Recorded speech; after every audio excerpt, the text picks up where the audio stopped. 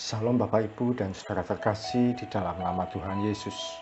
Dimanapun Anda berada dan dimanapun Anda bisa mendengar rekaman ini, kita bertemu dalam program Saat Teduh Pagi Hari untuk edisi hari ini.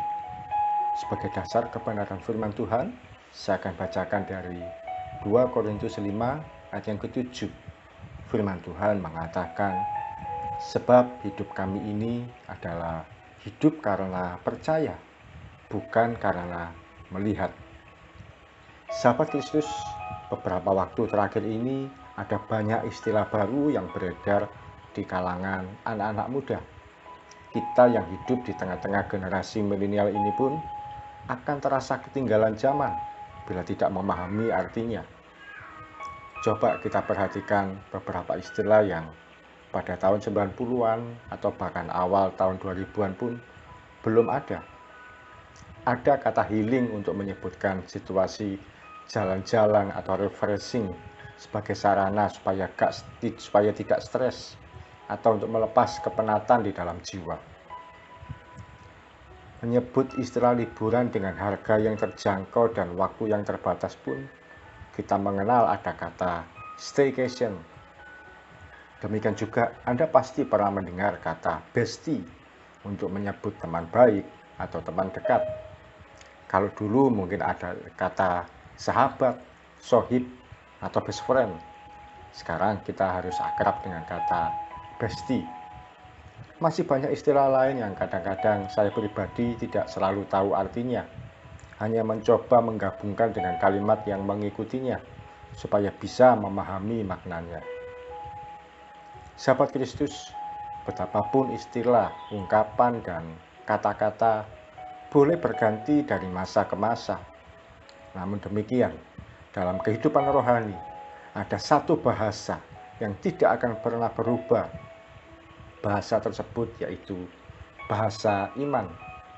Ada banyak anak-anak Tuhan yang masih bingung, rancu, dan jatuh bangun dengan istilah iman.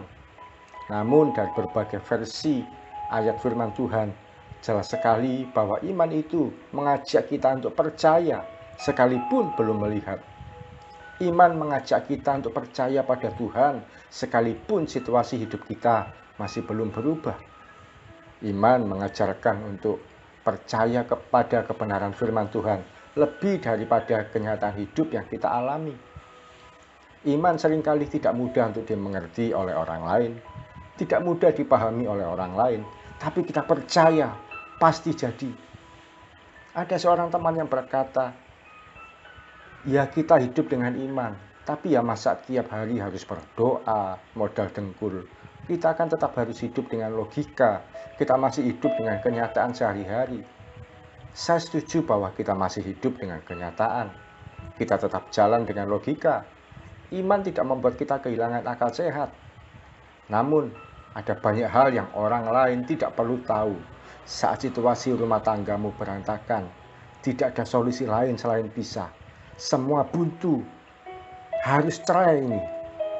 Tapi Anda tetap percaya bahwa Yesus sanggup memulihkan kondisi keluarga Anda. Demikian pula ketika kondisi ekonomi kita hancur, banyak tanggungan, kewajiban harus diselesaikan, tapi penghasilan tidak seberapa. Putus asa, takut, dan gelisah membayani. Ada seorang teman saya pernah berkata, masa kita berharap berkat turun dari langit?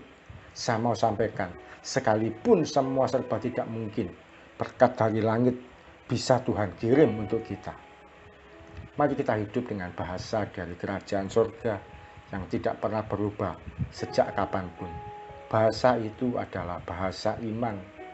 Percaya bahwa Tuhan Yesus pasti menolong, sekalipun situasi terlihat tidak mungkin, sekalipun kenyataan hidup berkata mustahil. Namun kita hidup dalam kebenaran, dan percayalah, kebenaran di dalam firman Tuhan itu akan mengubah apapun kenyataan hidup yang kita alami. Mari kita datang pada Tuhan. Tuhan Yesus, terima kasih untuk firman-Mu yang boleh kami terima pagi hari ini. Kami mau percaya Tuhan, bahwa kebenaran firman-Mu itulah yang akan mengubah situasi hidup yang sedang kami alami. Kami mau percaya pada firman-Mu lebih dari sekedar pada apa yang sedang kami lihat, kami alami, kami hadapi. pada hari ini, pada saat-saat ini. Kami percaya Kau yang bertahta atas kondisi keuangan kami, Kau yang berkuasa atas kondisi kesehatan kami, Kau yang berdaulat atas kondisi keluarga kami, Engkau yang berhak dan mengendalikan seluruh kehidupan kondisi keluarga kami, pada seluruh kondisi kehidupan kami.